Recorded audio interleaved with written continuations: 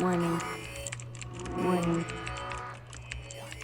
Entry 1, August 16th, Tuesday 2016. M. Callis. I'm writing this from a motel in Redstone, Colorado. I've been in the same room for the past 3 days and have only left to get snacks and bottled water. There haven't been any warnings on the TV yet, but I'm waiting. Will there even be warnings this time? Back in Glenwood Springs, where I'm from, it started with the warning, the emergency alert system. You know the sound. The sudden silence, then the successive beeps followed by that flatline tone. When I heard the beeping and screeching, I assumed it wasn't anything to worry about, at most a weather advisory. But how do you react when this comes up? Emergency alert system. EDD authorities issued an emergency action notification 1 mile distance from intersection I-70 and Route 82. Equals 3 minutes preparation. Locate closest relations. Grasp hands and sit where you are. Close your eyes and do not speak. Do not speak. Do not open your eyes. Ignore all sounds. Do not react to touch. Failure to follow cautionary measures will result in detection. Warning will be lifted as sound of 4 short beeps followed by 1 extended. I want you to see this before going into the rest, because if you do see it, and I hope you never do, then know that all you can do is take care of yourself. You'll want to help your parents and siblings or partners, but you can't. Please, let me share this with you, and as crazy as it might sound, it might help you. I live with my mom in a small ranch house that sat close to the road just outside of town on Highway 6. The sun had just gone down, and the sky still had an errant remnants of fading colors. The sliding door leading to the small backyard was open, and there was barely a breeze coming through. It had been a beautiful night disturbed only by heavy and sporadic traffic. I didn't pay a lot of attention to it at the time, but it sounded like semis were making their way into town, then back out again. Mom was in the kitchen waiting for water to boil for tea, as she went through her cell phone, which was charging in a nearby outlet. Lynn, my best friend, had stepped into the bathroom and I was relaxed on the couch watching something. It happened right then. A sound from the distance so potent and full of force, it started as a rumble in my chest before I even heard it. The vibrations rolled through me, and before I could react, I heard a sound blasting in the distance. It was like a sub-audible rumble followed a muffled explosion, ending in what sounded like the last bits of water going down a recently unclogged drain. I froze and looked back at my mom. I heard it too, she said. She was wide-eyed. The steam was just beginning to shoot from the kettle spout. I heard the bathroom door shut and Lynn came back stopping at the couch. "Did you hear that?" she said. Her hand was resting on her chest. "Yeah, and felt it." I looked at the open sliding door. "What do you think?" My phone went off. My mom's phone went off, and the kettle reached this piercing shriek as she removed it from the stove. The TV went blank and began to buzz loudly. We read the message. I looked to my friend, my mom. I saw their mouths forming words. Grasped hands. Do not speak. The wind picked up and the night air spilled into the house. The smell was intermingled with ozone and decay. My mom went to the door and closed it. The lights went out. I saw dark shapes charging past the house out of town with strange blue-green lights emanating from their eyes. Lynn screamed, but covered her mouth instantly. My stomach dropped 3 inches into my hips. Despite all of this, it was eerily silent outside. Aside from the wind pounding against the house, there were no screams, no frantic tires peeling down driveways. When Lynn grabbed my hand, I almost jumped.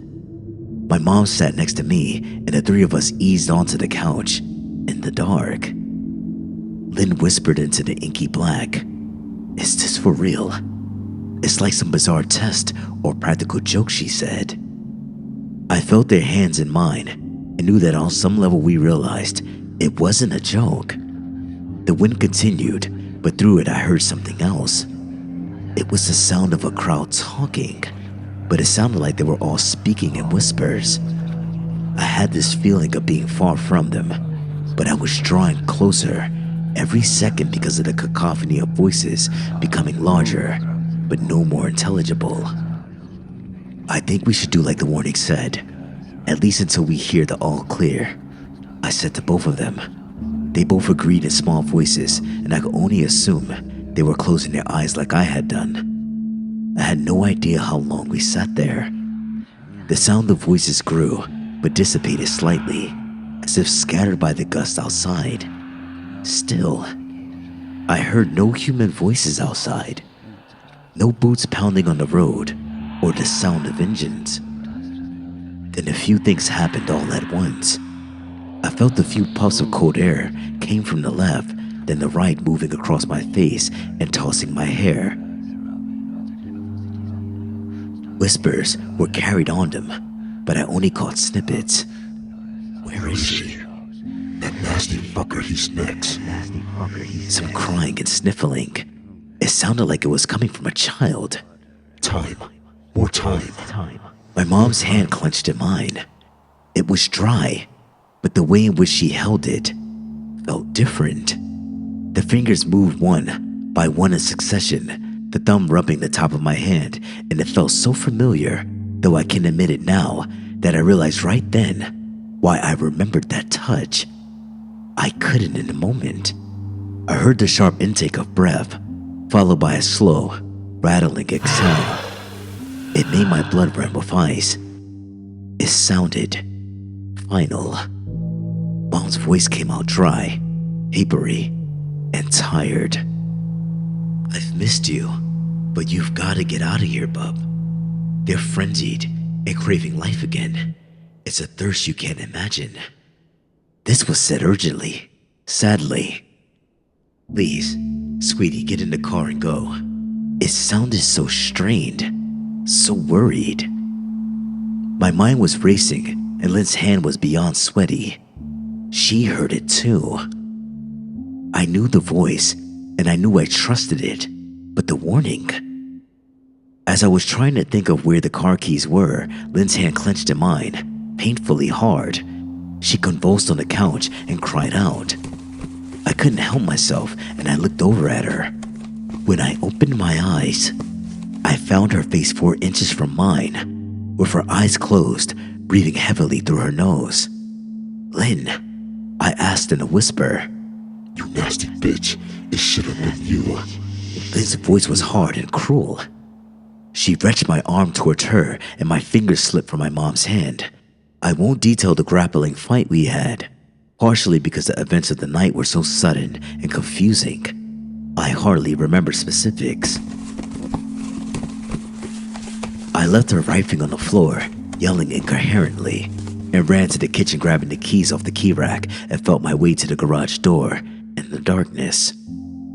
The scratches she gave me hurt, but the tears had fallen from my eyes, so the already dark and confusing world I saw was at least clear, not blurry. I had no idea what the hell was happening, and knew that I was in danger merely by moving, breathing heavily and loudly, and for having my eyes open. Mom's car rolled onto the street, and I went south down 6. The town was dark. The shops were all deserted, but maybe people were just sitting and holding hands, eyes closed, waiting. I saw a few people walking slowly in the streets. A few were running, taking clunky, uncoordinated steps. They looked confused, and some looked angry. As I approached the edges of town, I saw a blockade with a small opening in the middle of the road. Men and women in black uniforms and glowing blue-green eyes watched me as I approached.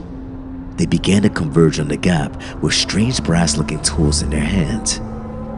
I began crying as I sped up and surged through them. A few screamed as I almost clipped them with the car. They watched me leave with their strange eyes. What good is a blockade if they let people through? Did I do something? or not do something that put them at ease as I drove? Were there others? And where did they go? Why were their eyes glowing? I couldn't shake that they felt like military. But most important of all, what the hell had I just experienced? The speed which these events took place left me dizzy, and it took some time for my mind to settle. So I've been sitting in this motel room now, wondering about all of this, and I think that I'm starting to put it together. The first piece that came to me was the acceptance that the voice I heard and touch I felt were my father's. I didn't want to believe that because he's been dead for 6 years now. A sudden stroke took him as he worked in the garage one morning. He's the only one who called me Bub. I'm going to stop here because it's as far as I've gotten. I want to return, but I don't know what I'll find or even if I'll be allowed back. There's been nothing broadcast on the news. I appreciate your comments or thoughts. Update. I've been contacted by an EDD official named Eldridge. He wants to speak with me about the events of that night. I meet with him tomorrow. Hopefully, I'll get some answers to all of this. Stay posted. This concludes our story. Thank you for listening. I hope you enjoyed the content. Please like, comment, and subscribe, and I'll see you in the next video. Bye.